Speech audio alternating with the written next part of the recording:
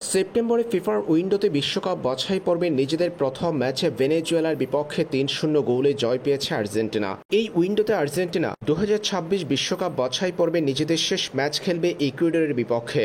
এদিকে চলমান উইন্ডোর মাঝে আর্জেন্টিনার পরবর্তী দুই ম্যাচের প্রতিপক্ষ সম্পর্কে জানা গেল, যেগুলো প্রতিযোগিতামূলক ম্যাচ নয়, আন্তর্জাতিক প্রীতি ম্যাচ। অক্টোবরে ফিফার উইন্ডোতে দুটা ম্যাচ খেলবে আর্জেন্টিনা। বিশ্বকাপ বাছাই পর্বের ম্যাচ শেষ হবে এই উইন্ডোতে। এরপর অক্টোবরে আর্জেন্টিনা আন্তর্জাতিক প্রীতি ম্যাচে মাঠে নামছে ভিন্ন দুই প্রতিপক্ষের বিপক্ষে।